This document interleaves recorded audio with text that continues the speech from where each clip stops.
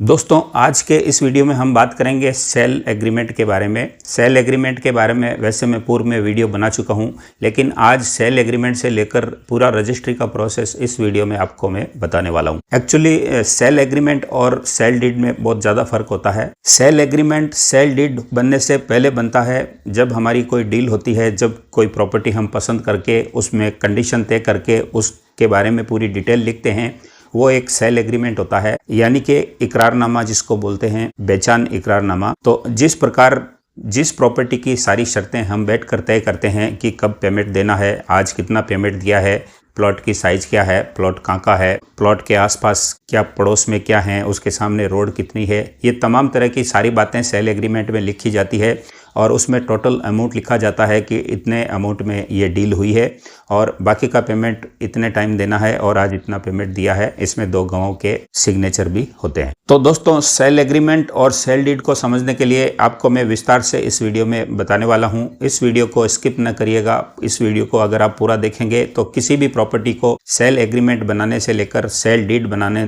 तक और उसके बाद नाम ट्रांसफ़र तक सारी प्रक्रिया इस वीडियो में आप समझ जाएंगे। तो बने रहें हमारे साथ इस वीडियो में। अगर ये वीडियो आपको पसंद आती है तो इस वीडियो को एक लाइक जरूर करके जाइएगा। हमारे channel star real estate and builders को सब्सक्राइब भी जरूर करके रख लें। बेल आइकन जरूर दबाएं ताकि इसी तरह की वीडियो की नोटिफिकेशन आपको मिलती रहे और आप इसी प्रकार के वीडियो देखते रहें। तो चलिए वीडियो को आगे बढ़ाते हैं। दोस्तों किसी भी प्रॉपर्टी को खरीदने से पहले हम विचार करते हैं, किसी भी प्रॉपर्टी की वैल्यू आंकते हैं, अपना बजट देखते हैं, एरिया देखते हैं, उस एरिया की वैल्यू पता करते हैं और प्लॉट के बारे में पूरी जानकारी पता करने के बाद हम उसको खरीदने की सोचते हैं और एक बजट भी तय करते हैं। तो किसी भी प्रॉपर्टी के बारे में सोचने से लेकर उसको खरीदने तक और उसके बाद की जो प्रक्रिया है वो इस प्रकार है कि कोई प्रॉपर्टी आपने पसंद कर ली, चाहे आपके पास वो डायरेक्ट सेलर हो या किसी प्रॉपर्टी डीलर के थ्रू आपने कोई प्रॉपर्टी पसंद की हो, तो प्रॉपर्टी की सारी बातें तय होने के बाद, कीमत तय होने के बाद जब एडवांस देने की बारी आती है उस वक्त सेल एग्रीमेंट बनाया जाता है और सारी शर्तें उसमें लिखी जाती हैं। तो किसी प्रॉपर्टी को पसंद करने के बाद जब हम उसको खरीदने की कगार पे आते हैं तो उस टाइम हमको उस प्रॉपर्टी का एक सेल एग्रीमेंट हमको बनाना पड़ता है और सेल एग्रीमेंट जब बनता है तो जितनी भी अमाउंट हमारी तय हुई है, यानी कि प्लॉट लेना जितने अमाउंट में तय हुआ है उसका 10% से लेकर 15% या एज पर कंडीशन जैसा कि सेलर की डिमांड होती है उस प्रकार से हमें एडवांस देना होता है। और ये एडवांस देने के बाद जब हम बेचने वाले से लिखा पढ़ी करवाते हैं, कुछ शर्तें तय करके एक एग्रीमेंट करवाते हैं, तो उसको सेल एग्रीमेंट बोला जाता है। और ये शुरू की प्रक्रिया है। किसी भी प्लॉट को खरीदने पर शुरुआत में जो पेमेंट एडवांस दिया जाता है, प्लॉट की जो शर्तें तय की जाती है, कंडीशंस तय की जाती है, उस कंडीशंस को लिखने का जो पेपर तैयार होता है उसको सेल एग्रीमेंट, बेचान इकरारनामा बोला जाता है। सेल एग्रीमेंट में बाकी सारी चीज़ें क्या लिखी जाती है मैं आगे आपको वीडियो में बताने वाला हूँ। उससे पहले आपको प्रारूप समझा देता हूँ कि सेल एग्रीमेंट बनने के बाद की प्रक्रिया क्या है। तो सेल एग्रीमेंट जब निष्पादित कर दिया जाता है तो उसको हमको नोटराइज करवाना पड़ता है, नोटरी पब्लिक के पास जाकर तस्दीक करना होता है। या कई बड़े केस होते हैं जिनमें ज़्यादा पेमेंट्स की कंडीशंस होती हैं, यानी कि बड़ी डील होती है, उस कंडीशन में सेल एग्रीमेंट को रजिस्टर्ड भी करवाया जाता है। तो जब हम नोटरी के पास सेल एग्रीमेंट को नोटरी तस्दीक करवाने जाते हैं तो सेलर और बायर का उस जगह पर मौजूद होना जरूरी होता है। उसके साथ साथ दो गवाहों की मौजूदगी भी इसमें होती है और नोटरी पब्लिक अपने रजिस्टर्ड में इसकी रजिस्टर्ड एंट्री करके सीरियल नंबर और दिनांक लगाता है और दो गवाहों की मौजूदगी में दोनों गवाहों के साइन करवाने के बाद सेलर और बायर के साइन करवाकर उस सेल एग्रीमेंट को नोटरी तस्दीक करता है। तो नोटरी तस्दीक होने के बाद जब एग्रीमेंट में लिखी शर्तों के अनुसार पेमेंट का टाइम आता है तो खरीदने वाला उस प्लॉट का पेमेंट कर देता है और पेमेंट करने के बाद रजिस्ट्री की एक दिनांक तय हो जाती है और उस दिनांक पर बेचने वाला खरीदने वाले के नाम से उसकी सेल डीड बना देता है, रजिस्ट्री करवा देता है। तो सेल डीड वो होता है जो बेचने वाला खरीदने वाले के नाम अपना अधिकार ट्रांसफर कर देता है, उस प्रॉपर्टी को खरीदने वाले के नाम से ट्रांसफर कर देता है और उसके बदले में जो प्रतिफल होता है या जो पैसा लेना होता है वो पैसा लेकर उस प्रॉपर्टी की रजिस्ट्री यानी कि सेल डीड खरीदने वाले के नाम से करवा देता है। इसमें भी जैसे सेल एग्रीमेंट में प्रक्रिया होती है उसी प्रकार से डॉक्यूमेंट निष्पादित होता है। उस डॉक्यूमेंट को सब रजिस्ट्रार के यहाँ पेश किया जाता है दो गवाहों की मौजूदगी में और लॉयर की मौजूदगी में और बायोमेट्रिक सत्यापन होने के बाद उस डॉक्यूमेंट्स की रजिस्ट्री हो जाती है। अब सेल एग्रीमेंट और सेल डीड में एक बड़ा अंतर यह है कि सेल एग्रीमेंट नोटरी सत्यापित है या नोटरी तस्दीक है तो भी मान्य होता है, लेकिन जहाँ पर सेल डीड की बात आती है तो सेल डीड को सब रजिस्ट्रार ऑफिस में रजिस्टर्ड करवाना ज़रूरी होता है। अगर सेल डीड रजिस्टर्ड नहीं है तो उसकी कोई मान्यता नहीं है, वो मान्य नहीं है। तो ये प्रक्रिया है, किसी भी सौदे को हम एग्रीमेंट से लेकर सेल डीड तक पहुंचते हैं और एक इकरारनामा निष्पादित करने के बाद किस प्रकार से टर्म एंड कंडीशन तय करके किसी भी प्रॉपर्टी की बेचने वाला खरीदने वाले के नाम से उस प्रॉपर्टी का हक ट्रांसफर कर देता है, उसके नाम से उस प्रॉपर्टी को ट्रांसफर करके उसके नाम से रजिस्ट्री करवा देता है। तो अब मेन जो इस वीडियो का पॉइंट है वो ये है कि इकरारनामा यानी बेचान इकरारनामा यानी कि सेल एग्रीमेंट में शर्तें क्या लिखी जाती है, उस चीज को मैं अब विस्तार से आपको बताने वाला हूँ। तो दोस्तों, सेल एग्रीमेंट 500 रुपए के स्टाम्प पे निष्पादित होता है और उसमें बेचने वाले की तरफ से वो स्टाम्प लिया जाता है।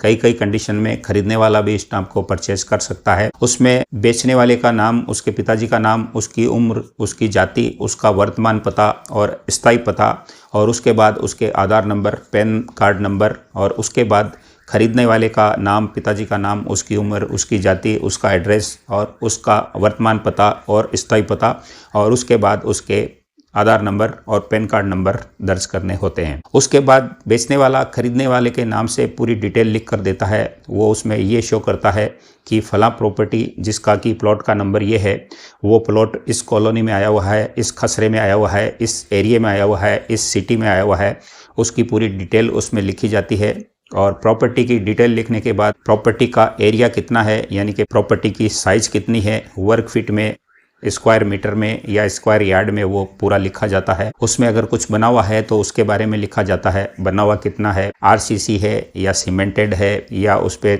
छीने रखी हुई है, ये तमाम डिटेल भी उसमें लिखी जाती है। और इसको लिखने के बाद उस प्लॉट के आजू बाजू में कौन कौन से प्लॉट स्थित हैं, उनके क्या नंबर हैं, उस प्रॉपर्टी के पीछे कौन सा प्लॉट है और उस प्लॉट के सामने रोड कितने फीट है, ये तमाम चीज़ें भी शो की जाती हैं और उस एग्रीमेंट में दर्ज की जाती है। इसके बाद उस एग्रीमेंट में ये लिखा जाता है कि इस प्रॉपर्टी की टोटल कीमत कितनी है, कितने अमाउंट में इस प्रॉपर्टी का सौदा हुआ है, आज की डेट में जिस डेट में एग्रीमेंट को निष्पादित किया जा रहा है, तो कितने पैसे खरीदने वाले ने बेचने वाले को दिए हैं, उस पैसे को उसने किस प्रकार से दिया है, कैश पेमेंट की, जैसे कि आप जानते हैं 20,000 की लिमिट है, उससे ऊपर का कैश अमाउंट एग्रीमेंट में शो नहीं कर सकते हैं। तो कैश अमाउंट कितना दिया गया है, और अगर आपने चेक से अमाउंट दिया है तो वो कितना दिया है, आपने उस अमाउंट को किस माध्यम से ट्रांसफ़र किया है, आपने चेक दिया है, आपने एनईएफटी करवाया है, आरटीजीएस करवाया है, आईएमपीएस करवाया है, या पे ऑर्डर या डिमांड ड्राफ्ट बनाकर दिया है, किस माध्यम से दिया है, उसकी डिटेल उसमें लिखी जाती है। बकाया पैसा आपको कितने दिन बाद देना है, कितने दिन बाद आपको सेल डीड बनवानी है, रजिस्ट्री करवानी है, वो सारी चीज़ें उसमें दर्ज की जाती हैं। इसके अलावा बेचने वाला खरीदने वाले के नाम से उस सेल एग्रीमेंट में ये सारी बातें भी लिखता है कि मैंने ये प्रॉपर्टी अपने होशो हवास में बेची है, इसका मालिकाना हक मेरा अकेले का है, इसको बेचने के बाद इसका और कोई वारिस क्लेम नहीं करेगा, इस प्रॉपर्टी को मैंने किसी और को नहीं बेचा है, आज से इतने दिन बाद में बाकी का पेमेंट लेकर इसका कब्जा आपको सुपुर्द कर दूंगा, या इसकी सेल डीड आपके नाम से या आप जिसके नाम से कहेंगे उसके नाम से निष्पादित कर दूंगा। ये तमाम सारी बातें लिख कर देता है। दोस्तों, इस एग्रीमेंट में सेलर बायर को ये लिख कर भी देता है कि इस प्रॉपर्टी को मैंने बेचने का इकरार किया है और इतने दिन बाद पेमेंट लेने का वादा किया है, और अगर इतने दिन बाद खरीदार पेमेंट नहीं करता है तो उस कंडीशन में क्या होगा, उस कंडीशन में क्या स्थिति बनेगी, उसके बारे में भी इसमें विस्तार से लिखा जाता है। इसके अलावा सेलर बायर को उस एग्रीमेंट में ये लिख कर देता है कि इस प्रॉपर्टी से संबंधित किसी भी तरह का कोई बकाया नहीं है, कोई बैंक लोन नहीं लिया हुआ है, कोई टैक्स बकाया नहीं है, या जिस निकाय से उस प्रॉपर्टी को जारी किया गया है उस निकाय से संबंधित किसी भी तरह का कोई बिल ड्यूज नहीं है, कोई लाइबिलिटीज ड्यू नहीं है। इसके अलावा दोस्तों, सेल एग्रीमेंट में एक चीज़ और लिखी जाती है। जैसा कि आप जानते हैं, कोई भी प्रॉपर्टी में लीज का सिस्टम होता है, यानी कि किसी भी निकाय द्वारा कोई भी प्रॉपर्टी लीज पे दी जाती है तो 8 साल की लीज अगर एक मुश्त भर दी जाए तो वो 99 ईयर तक के लिए फ्री होती है, और कई प्रॉपर्टीज़ में टिल डेट तक की लीज होती है जिसको कि हर 6 महीने में सालाना भरा जाता है, यानी 1 साल में 2 बार भरा जाता है। तो कई प्रॉपर्टी में उतनी लीज भरी होती है जितनी कि उसकी बेचने की दिनांक होती है, यानी कि बेचने की तारीख तक वो लीज भरी हुई होती है। तो सेल एग्रीमेंट में लीज की पूरी कंडीशंस लिखी होती है कि 3 तरह की लीज में किस प्रकार की इसमें लीज भरी हुई है, अभी तक की लीज भरी हुई है, या 8 साल की लीज भरने के बाद 99 ईयर की लीज भरी हुई है, अगर भरी हुई है तो उसका लीज मुक्ति प्रमाण पत्र है या नहीं है, और अगर फ्री होल्ड है तो जैसा कि आप जानते हैं 8 साल की लीज बनने के बाद जो लीज 99 ईयर कहलाती है, उस 99 ईयर की लीज में अगर 2 साल की एकमुश्त लीज आप ऐड करके और भर देते हैं तो वो प्रॉपर्टी फ्री होल्ड हो जाती है, यानी कि फिर उसमें किसी भी प्रकार का लीज का कोई इश्यू नहीं रहता है। उसी प्रकार से अगर वो प्रॉपर्टी किसी निकाय ने जारी की है तो उस निकाय से नो ड्यूज होना उस प्रॉपर्टी में ज़रूरी है। उस नो ड्यूज के बारे में भी उसमें पूरी डिटेल लिखी जाती है। तो दोस्तों, ये एग्रीमेंट निष्पादित करने के बाद जब खरीदने वाला उस प्रॉपर्टी को पेमेंट करने के लिए या रजिस्ट्री करवाने के लिए जो टाइम लेता है, जो कि ज़्यादातर 30 दिन, 40 दिन, 2 महीने या 2.5 महीने, 3 महीने भी किसी किसी कंडीशन में होता है, तो ये सब टाइमिंग पूरा होने के बाद उस प्रॉपर्टी की रजिस्ट्री होती है और रजिस्ट्री करवाने के बाद उसका मालिकाना हक खरीदार के नाम से ट्रांसफ़र हो जाता है। अब दोस्तों, इसमें एक पेचीदा स्थिति और आती है और वो स्थिति ये है कि कोई खरीदने वाला प्रॉपर्टी को अपने घर से पैसा देकर नहीं खरीदता, वो इसमें बैंक लोन लेता है। तो बैंक लोन होने की कंडीशन में सेल एग्रीमेंट भी अलग होगा और उसकी रजिस्ट्री की प्रक्रिया भी अलग होगी। जैसा कि सामान्य लेन देन में किसी भी प्रॉपर्टी का सेल एग्रीमेंट तय हो गया, एडवांस के तौर पे रकम दे दी गई, बाकी के टाइमिंग में शेष अमाउंट देकर बेचने वाले ने खरीदने वाले के नाम वो पैसा लेकर उसकी सेल डीड बना दी। लेकिन बैंक लोन में थोड़ा अलग सिस्टम होता है। उसमें सामान्य जो लेन देन में सेल एग्रीमेंट बनता है उसमें जो खरीदार होता है वो अपने जो भी वहाँ की डीएलसी रेट होती है उस डीएलसी रेट का चेक दे देता है और ऊपर की राशि को वो कैश दे देता है। वो किसी भी एग्रीमेंट में राशि शो नहीं होती और इस प्रकार से उस प्रॉपर्टी का पूरा लेन देन क्लियर हो जाता है।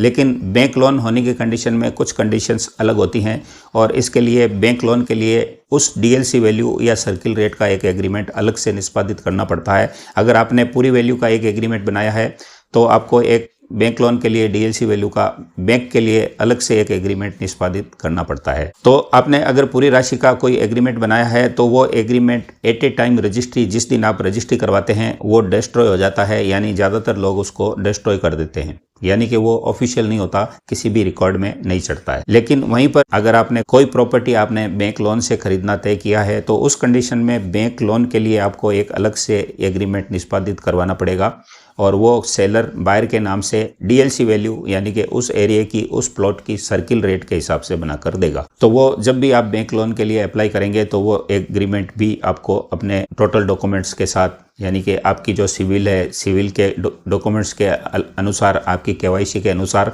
और प्रॉपर्टी के अनुसार उस एग्रीमेंट को आपको पेश करना पड़ेगा। खरीदने वाले की तरफ से जो लोन लिया गया है, जो होम लोन लिया गया है, तो वो बैंक बेचने वाले के नाम से एक डीडी बना कर देगा और उसी दिन बैंक का लॉयर उसकी रजिस्ट्री करवा देगा और तमाम कागजात अपने कब्जे में ले लेगा। खरीदने वाले को उस प्रॉपर्टी का कब्जा सुपुर्द करवा देगा। तो दोस्तों, आपने ये समझ लिया होगा कि किसी भी प्रॉपर्टी को खरीदने के लिए सेल एग्रीमेंट से लेकर सेल डीड बनने तक की जो प्रक्रिया है वो बैंक लोन में अलग है और अगर आपने अपने घर से पैसा देकर कोई प्रॉपर्टी खरीदी है तो उसमें थोड़ी प्रक्रिया अलग अलग है। तो आपको ये दोनों प्रक्रिया समझ में आ गई होगी। मोटा मोटी मैं आपको शॉर्ट में वापस से बता देता हूँ कि किसी प्रॉपर्टी को अगर आपके खाते में पैसा पड़ा है, यानी कि आपके घर में पैसा पड़ा है और आप प्रॉपर्टी को खरीद रहे हैं, तो उसके लिए एक सेल एग्रीमेंट बनेगा और उस सेल एग्रीमेंट में एडवांस पेमेंट देकर आप बाकी का पेमेंट देने की डेट तय करने के बाद उस प्रॉपर्टी की सेल डीड अपने नाम से ट्रांसफ़र करवा लेंगे और बेचने वाले को वो पैसा अपने बैंक अकाउंट से डीएलसी रेट का